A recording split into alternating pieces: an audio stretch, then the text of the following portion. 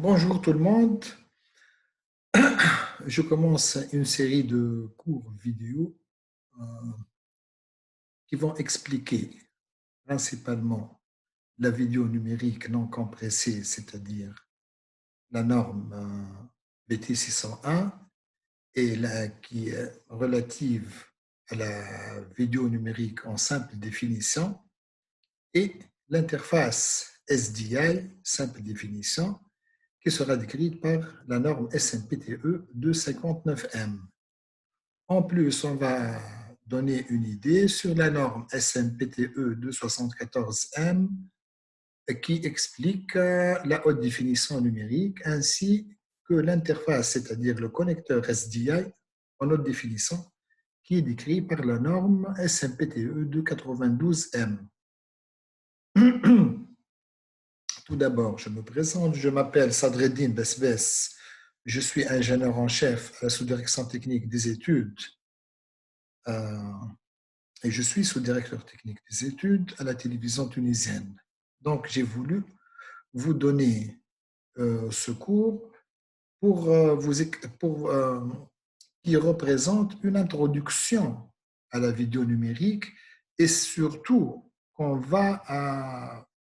qui sera la base pour commencer une série de cours ultérieurs qui seront donnés concernant la vidéo sur IP, la vidéo live sur IP. Donc, on va commencer notre cours. Attends,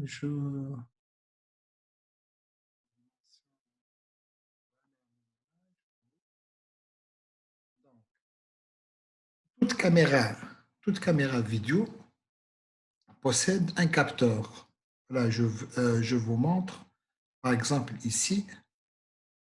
Voilà, on a ici, par exemple, une caméra cinéma ou vidéo, voilà, la FX9 de Sony, la fameuse FX9, la toute dernière. Si on enlève le zoom ou l'objectif, on va trouver ceci. On va trouver, un instant, on va trouver, voilà, un petit capteur bleu derrière le zoom. C'est ce capteur qui va nous fournir l'image, les images vidéo. Il y a plusieurs types de capteurs. Pour les caméras cinéma, on a un seul capteur, un grand capteur, qui remplace la pellicule 35 mm, par exemple. Et pour les caméras vidéo, on a trois capteurs. Ce qui nous intéresse dans notre cours, c'est que le capteur vidéo fournit trois signaux, le rouge, le vert et le bleu. Qu'est-ce que ça veut dire? Toute image en couleur qui est photographiée ou filmée par une caméra, on aura à la sortie de la caméra, à la sortie du capteur, trois images. Une image en rouge, une image verte et une image bleue. C'est ce qu'on appelle le RVB. Ces images rouge, vert et bleu sont transformées par un processus ou bien une équation mathématique et deviennent trois autres composantes CR, Y, CR et CB. Euh, Ici, voilà, je donne l'explication. Le rouge, le vert et le bleu sont reliés par l'équation de la colorimétrie. Y égale à 0,3 rouge, 0,59 vert, green, plus 0,11 bleu. Cette équation, c'est-à-dire si on mélange le rouge, le vert et le bleu, on trouve une image noir et blanc. Donc, la solution avant, lorsqu'il y avait, c'est-à-dire le passage de la télévision noir et blanc vers la télévision en couleur, on a inventé cette technique pour que les gens qui ont un téléviseur noir et blanc puissent capter l'image couleur en noir et blanc avec leur ancien téléviseur. Et ceux qui ont un nouveau téléviseur en couleur puissent capter les images en couleur. Et c'est pour ça qu'on a fait cette transformation de RVB vers les trois composantes Y, CR et CB, où CR est égal à 0,77 R moins Y, et U égale à V et CB est égal à 0,493 B moins Y. Donc, cette transformation ne nous intéresse pas beaucoup, mais ce qui nous intéresse, c'est que le signal qui sort de la caméra, c'est-à-dire on a trois signaux. La luminance, qui représente l'image noir et blanc, ou bien les niveaux de gris, et les deux signaux CR et CB qui représentent l'information de couleur ou de chrominance. En d'autres termes, tout point de l'image va être divisé en trois points, ou bien trois informations. L'information Y qui représente le noir et blanc, la luminance, et les deux informations CR et CB qui représentent la couleur. Donc, si pour déterminer maintenant les dimensions des images, on s'est reposé ou bien on s'est basé sur les caractéristiques des images vidéo et sur la loi de Shannon-Nyquist. On ne détaille pas beaucoup ici, mais ce qui nous intéresse, c'est qu'une image vidéo est composée c'est-à-dire 625 lignes, où dans chaque ligne, on a 864 pixels. Ça, pour le standard PAL, allemand ou européen. Voilà. Par contre, l'observateur ou le téléspectateur, il ne voit pas toutes les 625 lignes ou bien toutes les 864 pixels d'une ligne. Il voit seulement la partie active de l'image, c'est-à-dire l'image visible, dont les dimensions sont 576 lignes par 720 pixels par ligne, et où chaque pixel est représenté par l'information Y de luminance, l'information CR et l'information CB, deux informations de couleur. Donc, si on fait le calcul, 864 points par ligne fois 625 lignes, ça donne toute l'image, fois 25 images par seconde, on fait le calcul, on trouve 13,5 MHz. C'est la fréquence qui a été établie au début. Pour le standard NTSC américain, on a le 13,5 MHz vont être égal à 858 points par ligne fois 525 lignes fois 29,97 images par seconde. Donc, pour le standard NTSC, on aura 858 fois 525 et l'image active aura pour dimension 486 lignes fois 720 pixels par ligne. Donc, maintenant, pour chaque point ici, par exemple, pour chaque pixel où on a trois composantes Y, CR et CB, on va attribuer une valeur à ces Y, et ces R et ces B.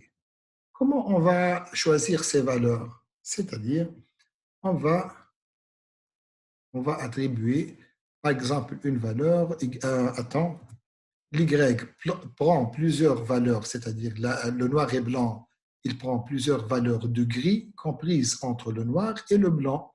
Le standard BT601, appelé aussi norme 422, définit deux modes de quantification. Une quantification sur 8 bits qui donne 256 niveaux de gris et une quantification sur 10 bits qui est plus précise, qui donne plus de niveaux, c'est-à-dire la même marge entre le noir et le blanc, on peut la diviser, ce niveau entre le noir et le blanc, on peut le diviser en 1024 niveaux, c'est-à-dire 4 fois plus que la première méthode de quantification sur 8 bits. Le même raisonnement s'applique aussi aux composantes couleurs CR et CB. Le graphique suivant, il peut vous expliquer, c'est-à-dire pour chaque pixel de l'image, on a trois composantes Y, CR et CB. Par exemple, pour l'Y, il varie entre le niveau du noir, un point peut être noir, comme il peut être gris, comme il peut être blanc, c'est le maximum. Donc, pour chaque niveau, on va attribuer une valeur, on va le quantifier. Cette valeur, elle peut être égale à 0 pour le noir, comme elle peut être égale à 255 pour le blanc. Ici, on a 256 niveaux de quantification. On dit, sur 8 bits, on a 256 niveaux. Par contre, si on va donner un nombre de 10 bits, composé de 10 bits pour toute valeur, on aura 1024 niveaux de quantification pour un codage sur 10 bits. Donc, on voit bien ici qu'une caméra qui fonctionne à 10 bits, elle est plus précise, elle va donner une image plus nette et plus fidèle qu'une caméra qui fonctionne avec un codage sur 8 bits. Et bien sûr, une caméra qui fonctionne avec un codage sur 10 bits sera plus chère. Dans ces photos, voilà, j'ai photographié le petit prince, mon petit prince. Donc, ici, l'image qui est à gauche représente la photographie originale. Ici, j'ai diminué de la moitié la couleur. Ici, le un quart. On voit bien qu'il n'y a pas une grande différence entre les trois photos. Par contre, si je touche la luminance, on voit que l'image devient gênante. On ne peut pas très bien la voir. Nos yeux, donc, on dit que nos yeux, on peut conclure que nos yeux sont beaucoup plus sensibles au noir et blanc, la luminance, qu'à la couleur chrominance. Alors, l'idée, pourquoi ne pas réduire les informations relatives à la couleur, CR et CB, puisque ils ne sont pas ils ne sont pas visibles. Donc, la norme 422 prévoit 4 variantes. Il y a la variante 422, la variante 411, la variante 420, la variante 444. Il y a d'autres variantes. La norme 422, 4, ici, elle sert pour l'incrustation. Par exemple, lorsqu'on veut faire des effets spéciaux avec un rideau en vert, un rideau vert en arrière-plan. La même chose pour le cinéma. Ici, le 422, il est utilisé pour les studios de télévision. C'est un codage de haut niveau.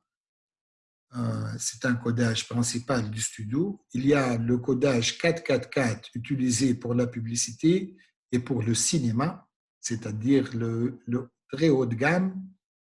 Par contre, le codage 420 et le 411 sont utilisés pour les news, pour transmettre une information. Voilà. Le 411, il est abandonné. Maintenant, je vais vous expliquer les trois. Qu'est-ce que ça veut dire le codage 422, le codage 444 et le codage 420. On commence par le codage 444 qui est qui représente le plus haut de gamme, la gamme la plus haute. Voilà. Dans ce codage, voilà. Ici, par exemple, je vous ai représenté une portion d'une image où il y a des pixels et où dans chaque pixel, il y a l'information Y en noir, CR et CB. Non. Donc, dans dans le codage 444, qu'est-ce que ça veut dire 444? C'est-à-dire sur 4 pixels d'une ligne et sur les 4 pixels de la ligne suivante, les 4 pixels contiennent l'information de couleur. Sur la deuxième ligne, les 4 informations contiennent la couleur. Donc, 4 pixels sur 4 de la première ligne comportent les composantes couleur CR et CB. 4 pixels sur 4 de la deuxième ligne comportent les composantes couleur CR et CB. On voit ici, lorsqu'on a un niveau de gris Y avec l'information couleur qui est la combinaison de CR et CB, donne du bleu foncé parce que c'est mélangé le bleu avec le gris. Ici, ce gris foncé avec le vert, ça donne un vert foncé. Mais le résultat, c'est-à-dire sur les 8 pixels ici, on a 8 couleurs différentes. On a le bleu, le vert, le jaune, le violet ou le mauve, l'orangé clair, le bleu ou le mauve et le rouge foncé, puisqu'il y a du gris ici. Hein. Ce mode de sous-échantillonnage chroma 444, comme on a dit, il est utilisé pour le cinéma principalement, dans les caméras cinéma. Il est utilisé dans la publicité. Il est utilisé aussi dans le cinéma, la publicité, quoi encore. Et pour l'étalonnage, voilà, pour l'étalonnage des films pendant le montage, dans la post-prod. Donc, on passe au deuxième mode de sous-échantillonnage, qui est le cas de 2 destiné au studio de production. Ici, on a fait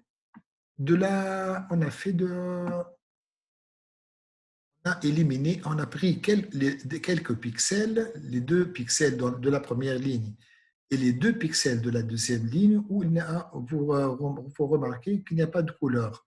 Voilà, sur les 4 pixels de la première ligne, 2 seulement contiennent l'information de couleur. Sur les 4 pixels de la deuxième ligne, 2 seulement contiennent l'information de couleur. Donc, ce pixel ici contient le vert sera éliminé. Le 4e pixel de la première ligne, le mauve, sera éliminé. Donc, qu'est-ce qu'on peut conclure ou bien quel est l'effet lorsqu'on élimine ces couleurs? Ici, ce vert ce pixel va prendre la couleur du pixel qui est à gauche, le bleu. Donc, on aura comme résultat le deuxième pixel qui, normalement, était vert, sera bleu. Le 4e pixel aussi, qui, normalement, était mauve, sera jaune, mais jaune combiné à la luminance gris, le gris foncé. Comme on a dit, puisque la chrominance, l'œil de l'homme n'est pas sensible à la chrominance, donc on a diminué l'information de couleur dans le sous-échantillonnage chroma 422. Si on regarde maintenant la troisième catégorie ou la troisième variante de sous-échantillonnage, qui est le 420, dans le 420, on a 2 pixels seulement de la première ligne sans codés en couleur, les 2 autres pixels sont codés en noir et blanc. Donc, 2 pixels seulement de la première ligne sont en couleur, 0 pixel de la deuxième ligne est en couleur. Le résultat, quel est le résultat? Les 4 pixels à droite, à gauche, vont avoir la même couleur que celui-là. Et les 4 pixels d'après vont avoir la même couleur que celui-là. On regarde ici le résultat, on a 4 pixels bleus, mais avec des niveaux de gris différents. On conserve les niveaux de gris.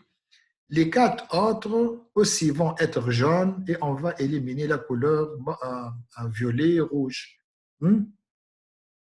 Ce codage 420 sera utilisé ici. On a diminué beaucoup l'information de couleur. Ce codage est utilisé pour les informations. Mais presque dans toute la catégorie grand public. Le format 420 est le sous-échantillonnage utilisé pour le grand public. Programme TV, il est utilisé pour la transmission satellite. Les films, les DVD, les Blu-ray, des jeux vidéo, l'Ultra HD, les fichiers vidéo MP4. Cette fois-ci, les images couleurs RCB voient leur résolution horizontale et verticale divisée par 2. Vous avez bien lu, pour la quasi-totalité des vidéos que nous regardons, il n'y a en réalité qu'une seule et unique information couleur pour 4 pixels. Vous voyez ici. Mais on ne peut pas s'apercevoir. L'observateur ou le téléspectateur ne s'aperçoit pas que la couleur a été divisée par 4. Mais si vous voyez les qualités, c'est-à-dire les films de qualité cinéma qui sont en 4K4, vous vous apercevez qu'il y a une très grande différence entre la qualité des images. Le 4:1, on ne va pas le détailler ici. Résumons donc, pour résumer, ici, une image pâle à 625 lignes, elle est composée de 625 lignes et chaque ligne est composée de 864 points, mais réellement, le téléspectateur ne voit que 576 lignes et 720 pixels par ligne, qui représentent la partie active de l'image visible. On voit que chaque ligne commence par des données auxiliaires horizontales, c'est-à-dire en anglais, c'est horizontal ancillary data, qui contiennent, en d'autres termes, c'est-à-dire, par exemple, ces données auxiliaires horizontales contiennent surtout l'audio embeddé, l'audio qui est multiplexé avec l'image. Ici, on trouve aussi dans le vertical ANC ou vertical ancillary data, les données auxiliaires verticales, on retrouve le télétexte. Il est inséré ici. Donc, si on veut faire un calcul, on veut calculer les débits binaires, ce qui nous intéresse ici, c'est les débits binaires transmis sur l'interface SDI par la suite.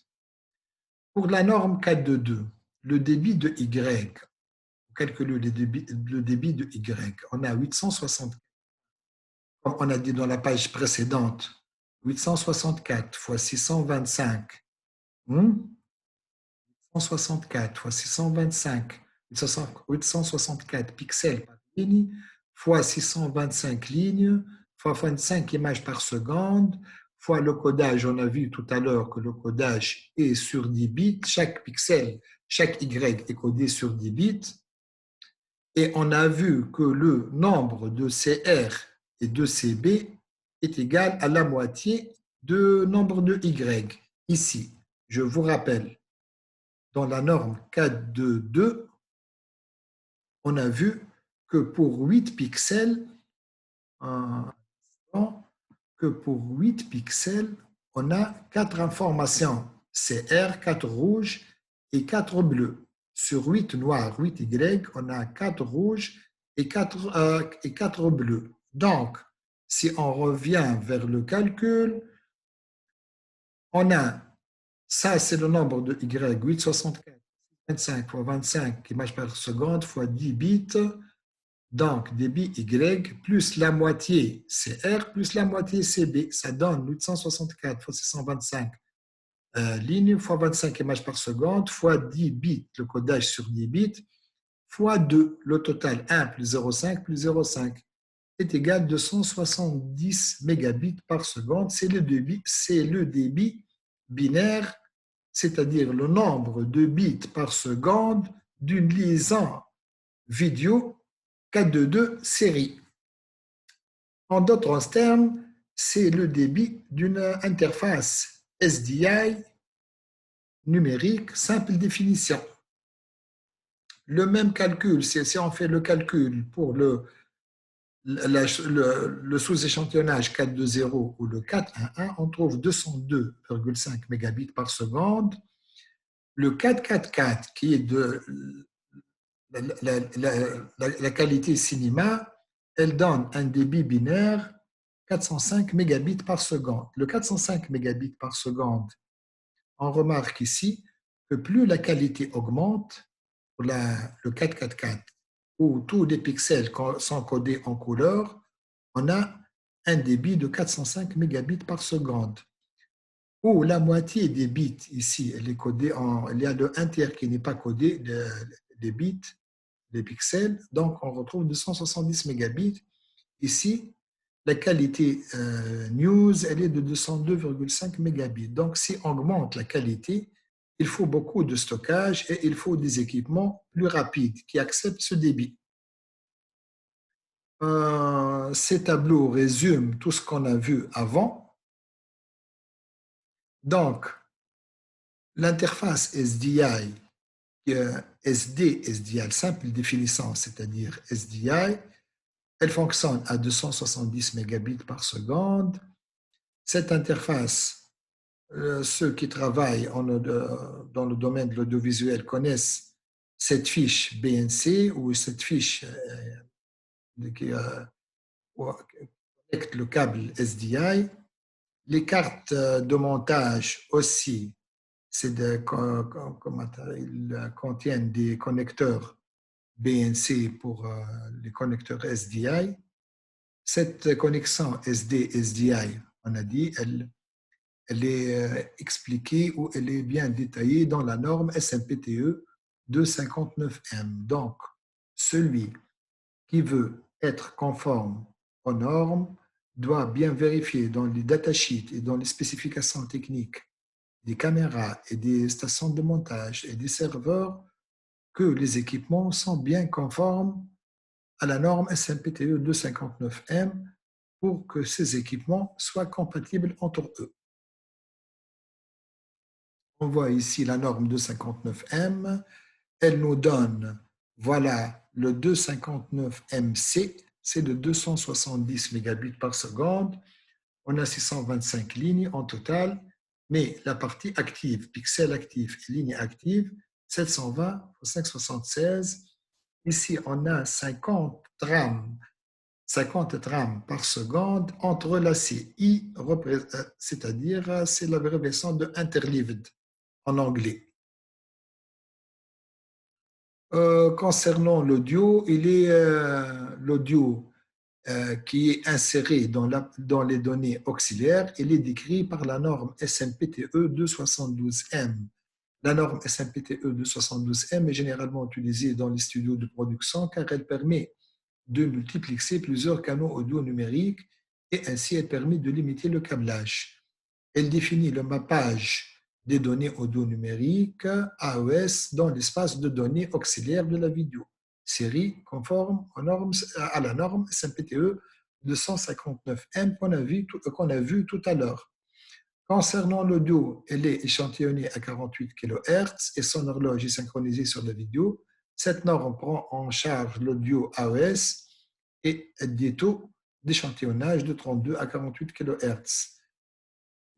Aussi, dans l'espace auxiliaire horizontal vidéo, on peut insérer de 2 à 16 canaux audio.